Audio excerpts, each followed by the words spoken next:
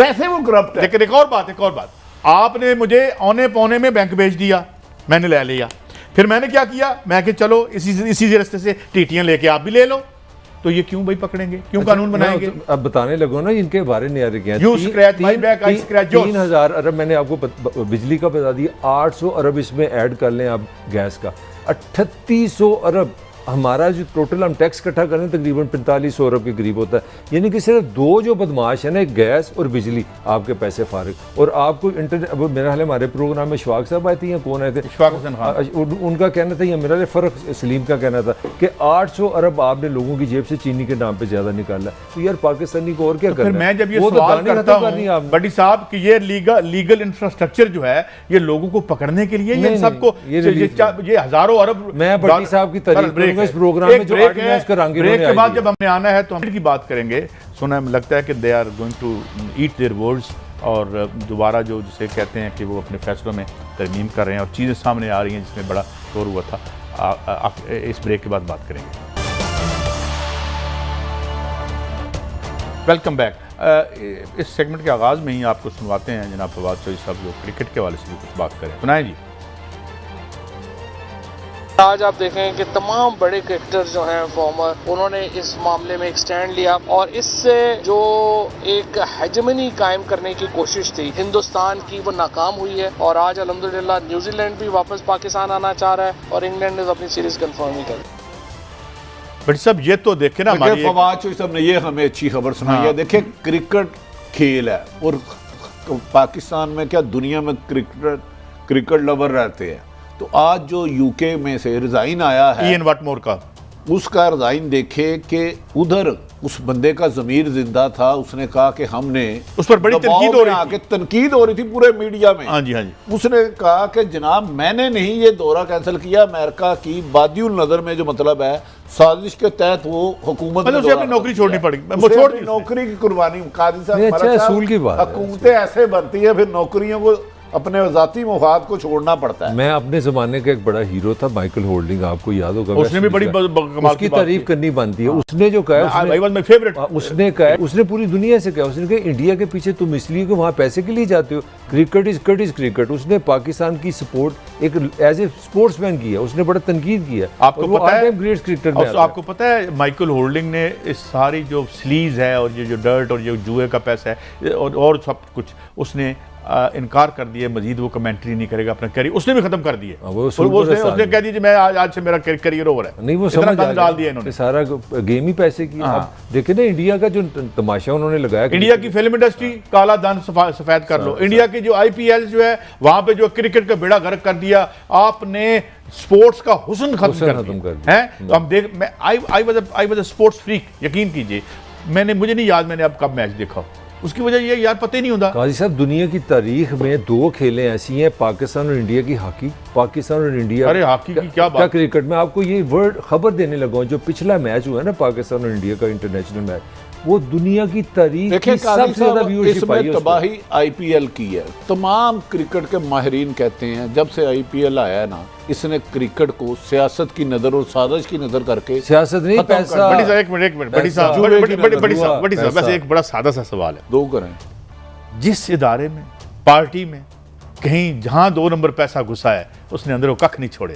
Every beauty, every हुस्न उसका, आपने अगर सियासत में पैसा डाला तो आपको फिर यहाँ पे कब्जे ग्रुप मिल गए। आपने स्पोर्ट्स में पैसा डाला तो स्पोर्ट्स का बेड़ा गर्क हो गया। मैंने शहनाज शेख साहब से एक दिन कहा आप कहाँ गए हमारे, मैंने उनसे वो फिल्म इंडस्ट्री का भी जिक्र कर दिया, उसमें भी पैसा की इंडस्ट्री खत्म हो गई, बेड़ा गर्क कर। आपने मुल्क में रिश्वत डाली तो मुल्क तबाह हो गया, अल्लाह रहम करे। किस हाल पे आ गया पाकिस्तान। ये काजी साहब मुझे बताएं, इस मुल्क में करप्शन कब हो सकती है, हमारी ज़िंदगी में पॉसिबल है? अच्छा, एक खबर मैं और दे दूं, अभी भी मुझे पता चली है कि वो जो चंद ग्राम उससे नशे की चीज़ निकली थी उस पर ऐसे चार्जेस डाल रहे हैं कि उसे 21 साल तक सजा हो सकती है, ये शाहरुख खान के बेटे को। अब आप गौर फरमाएं और साथ फिर याद रखें कि वो जो गौतम अदानी है जिसके एयरपोर्ट जो कि सबसे बड़ा पार्टनर, उस पार्टनर के अलावा उसका जो उसका फंड यानी क्या कहते हैं उसका बैंक रोल करने वाला, उसको 2000 करोड़ की ड्रग्स जो हैं उस पर उन्होंने उसको हाथ नहीं डाला, मगर इसको अंदर करने लगे हैं। इंडियन डेमोक्रेसी बड़ी चीज़ है, व्हाट अ कंट्री है। व्हाट अ कंट्री, उसकी भी सुन लें। मुसलमानों को देखे कितने लोगों को इन्होंने शहीद किया, बाकायदा कहना चाहिए। ये जो कुर्बानी होती है ईद के दिनों में ना, इंडिया में मैं बात कर रहा हूँ। और इस वक्त टॉप एक्सपोर्टर जो है ना बीफ के दुनिया में, इंडिया खुद है। दुनिया से डॉलर कमा रहा है अपनी गायें जिसको माँ कहता है, तो जब मुसलमान को ज़िबा करे तो उसको जान से मार देता है। देखिए वहाँ पे अब इतना अजीब व गरीब हो गया कि एक बड़ी सा पैरेलल आर्मी उनकी आरएसएस बन गई है। मुझे नहीं पता to what extent this is true, लेकिन कह रहे हैं कि उस रेड में भी बीजेपी के लोग मौजूद थे। अब वो जो इंडियन फिल्म इंडस्ट्री, क्या हो गया कि ये डेमोक्रेसी को क्या होगा जरा। और हाँ, उस पे जावेद अख्तर पर केस हो गया है। उसने जब कहा कि आरएसएस और तालिबान में कोई फर्क नहीं है तो उसके खिलाफ पर्चा हो गया, जो उनका सबसे बड़ा इंडस्ट्री का। साहब जो एक्सपोज नरेंद्र मोदी हुआ ना, सेकुलरिज्म जो उसने अकलियत को, मुसलमानों को, क्रिश्चियन को, सिखों को जो किया है, बहुत ज़्यादा एक्सपोज। अच्छा वड्डी साहब, एक उनका बहुत बड़ा कॉमेडियन है, बड़ा पॉपुलर है इधर भी, कपिल शर्मा। उसने कोई हल्का सा मजाक किया मोदी के हवाले से, उसका घर तोड़ दिया। अच्छा वो कॉमेडी कपिल शर्मा जो है ना, दी कपिल शर्मा शो बड़ा उनका पॉपुलर, बड़ा हिट है। तो ये वहाँ की डेमोक्रेसी है मलिक साहब। नहीं वो मेरा कम्युनिज्म की वापस मेरी नहीं बड्डी साहब मान जो ले बड्डी साहब उथे मार्शल ला नहीं सी जाया, उथे सिर्फ तुसी रहे हो। ले। आपकी शुगर सोसाइटी की हुकूमत थी वहाँ पे। नहीं वो आगे बढ़ते हैं सोशलिज्म के लिए। नहीं आपका इंशाल्लाह कैपिटलिज्म ही चलेगा और आप ठेकों से। अच्छा ये बताया ना, ये दुनिया का सबसे बड़ा जो कैपिटलिस्ट मुल्क है उसकी वजीर खारजा क्या कर रहे हैं? डिप्टी वजीर कौन सा कैपिटलिस्ट मुल्क?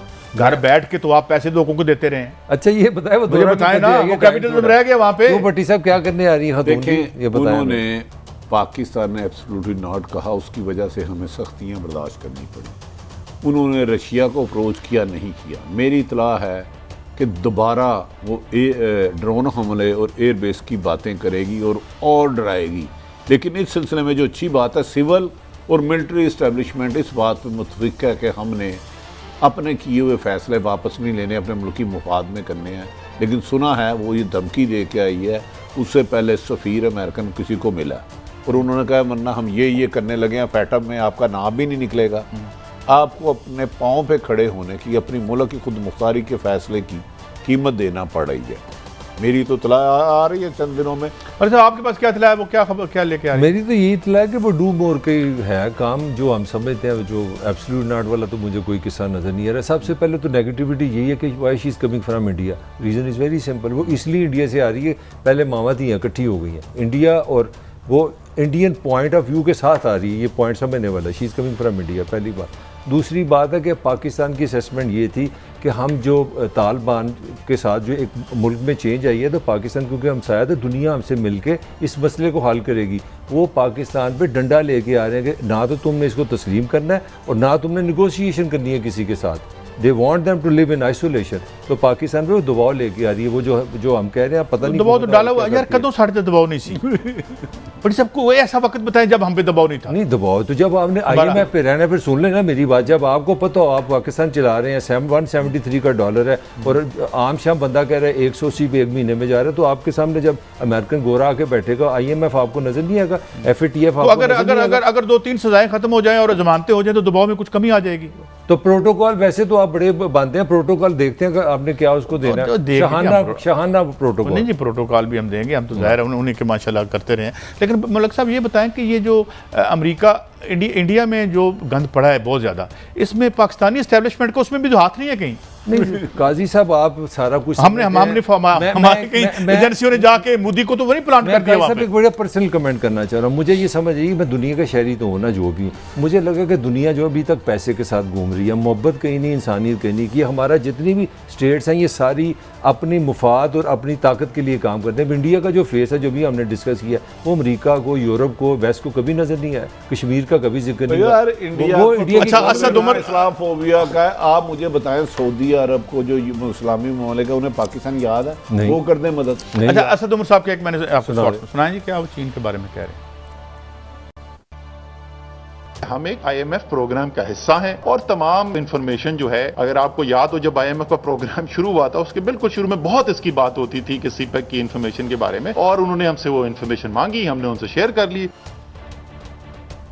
ये तो IMF से प्रोग्राम से निकलना चाहते थे भट्टी साहब एक ज़माने में। ये तो कह रहे थे CPEC की इंफॉर्मेशन सीक्रेट है, वो किसी भी कीमत पे मुल्की मफाद में नहीं है, अब बेचारा का मफाद क्यों चेंज हो गया? सर ये कोई छोटी सी बात है, आपका एक मुल्क से एग्रीमेंट हुआ है चाइना Agreement का, है। आपने वो सारा डाटा अमेरिकन को दे दी, आप IMF को सॉरी दे दिया, आपके वजीर खारजा मान इसके गए। पीछे कोई गेम है?